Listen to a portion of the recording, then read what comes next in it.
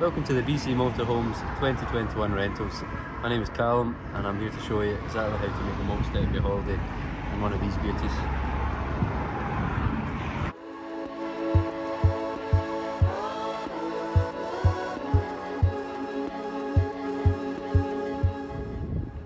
I'll just talk you through everything on the outside of the vehicle and then we'll go inside later on. But to start, the most important point I must point out to you is the diesel cap. This is not where you fill up the fresh water or vice versa. Diesel, and all you need to get in the diesel is the ignition key. Turn it and you're in. There's the door catch for the door. The door will rest on that, so it's safe at swinging and taking any fingers off. These are your fridge vents. This is your toilet cassette. This is your hookup cable as well, so it's important to remember that the side where you hook up with the flap goes in here, and make sure this goes in first before you plug it into the mains. To take it out, just push this wheel lever down and that's it, free to go out. This is your garage door. It might be smaller depending on which model you've got, but to lock them, push it in nice, give them a good turn. You can either hold it in and lock it, or you can lock it and smack it in place. It might take a few goes. This is your bike rack. Basically all you need to do is just put it down. It's secured by this little holder here. Pop your bike on these wee slots, secure the wheels here, secure the base of the bike. This is the outside one and this will be the inside one. Alrighty, just make sure you go over, just double check this before you leave, and some people even put a bike lock just for extra security. Put it away, just pop it up, fold it in. There we go. Just remember this is on the back when you're reversing as well. Alright. This here is your boiler vent, so any fumes from the boiler will come out here, so it's important to keep this window closed when you've got that on, but why would you have the window open and the heating on? That's just wasteful. This is your gas canisters here, and if you need to use the gas for heating or cooking, you just come in here on the outside and then you simply just turn anti-clockwise, to open the gas, and clockwise to close it. And you need to make sure that this is filled before you get back to us. So I recommend going to a gas station that has LPG gas filling facilities. It's just this wee latch here. This is where you fill up your fresh water. Basically just put a hose in here. This is not where you put the diesel in, this is where you put the fresh water. And basically when your feet are wet, the tank is full.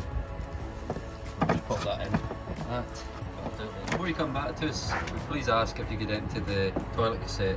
It's a £60 fine or penalty if that's not done. To take it out, make sure the toilet's in the closed position inside, and you'll have a wee latch or a handle like this that you just lift up and the whole unit comes out. And what you do to empty it is you turn that, take the cap off, and then wherever you're emptying it, which is a designated area in a campsite or a toilet, hold it, and all you need to do is press that button, maybe give it a wee shake, and then put the cap back on, close it off, and just slide it back into place. If you need to empty the wastewater, that's on the outside, you just pull that out. It's quite stiff, it's already out, that's why. Pull that out, and then all your wastewater will drain, and you just put it back in, close it off. Alrighty. The rest you'll know, so I'll show you inside next. This is the McLuey 331. It's the 2-berth option of the rentals, but everything's the same inside in terms of the control panel, which I'll talk you through. So this is the power on button, and when you turn that power on, this will come up if you're hooked up. If you're not, it won't be there. That just means that you know if you're hooked up or not, or if your cable's working. This icon here, the wee tap, is your water pump, so before you use the sink or the shower, turn that on, there'll be a wee bit of noise, and as soon as that noise stops, that's the water pump on and you can use the tap. That's just your awning light, so press that awning light, which is on the outside, comes on, so the outside light. This is your lights, but it's also your 12 volt power, so hit that on, that means you can now work the drop down beds. So if your drop down beds aren't working, it's probably because you've not got the lights on.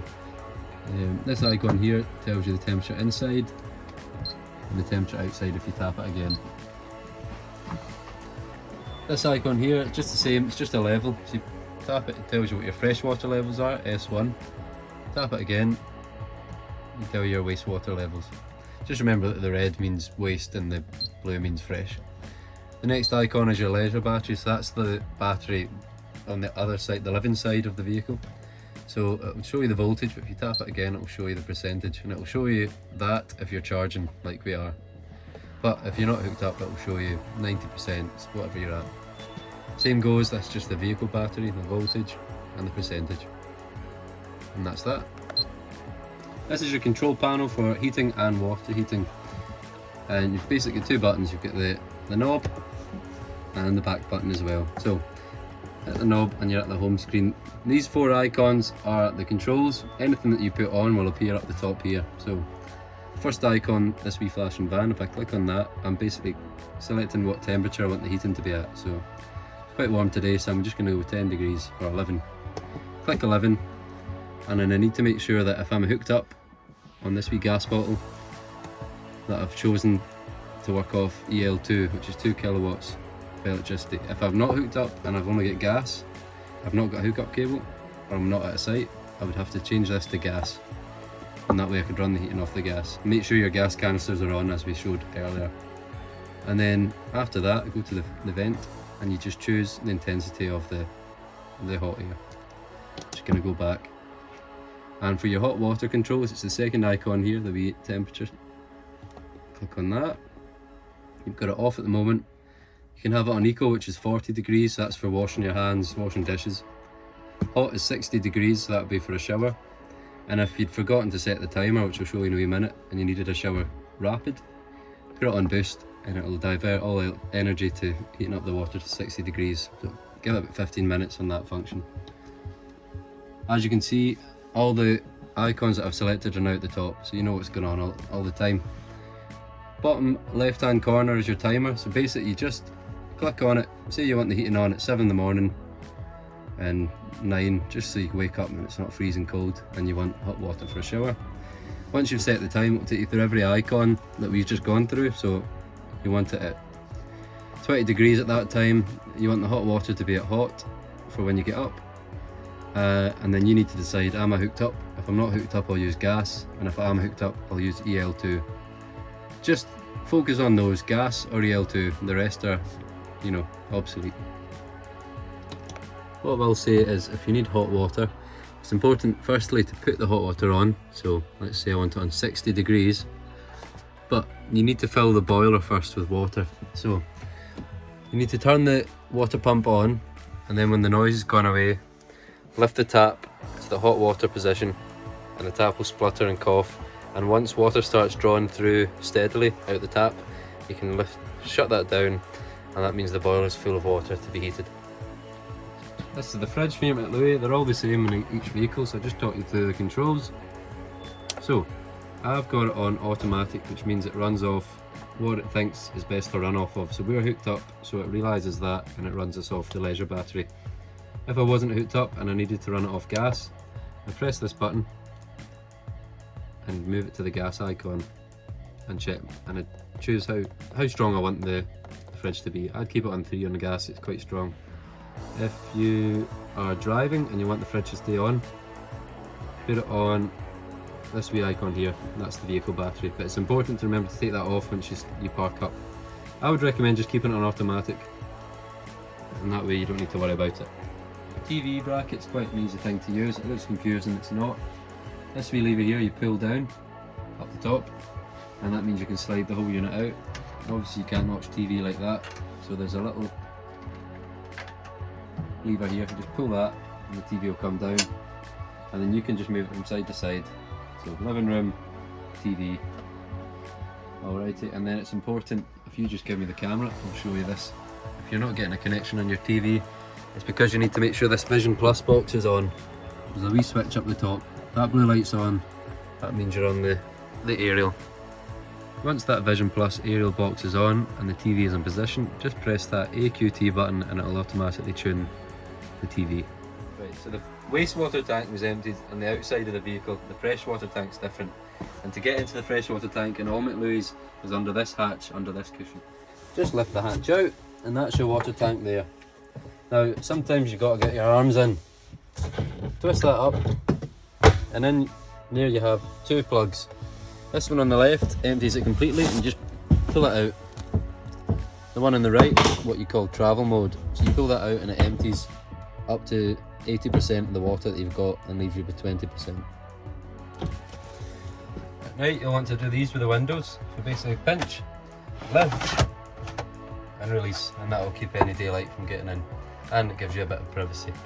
There's other skylights as well, like this one up here. Simply on these you put blinds as well, you pull it along as a fly screen, other side privacy screen, and to open push that button in and then pull this wee lever down. As easy as that. Now, there are a lot of questions about the toilet situation, so I'll just be frank. Now, it's just like a normal toilet in this respect. You aim for this bit here. Now your hatch needs to be open before you do anything. And then once you're done your business, this wee button here, press that in. As long as the water pump's on and the power's on, it'll flush it through. And then, out of convenience, close the hatch when you're done. Well, I hope I've given you all the information so that you can have the best holiday you possibly can. So all we have to say now is enjoy your holiday.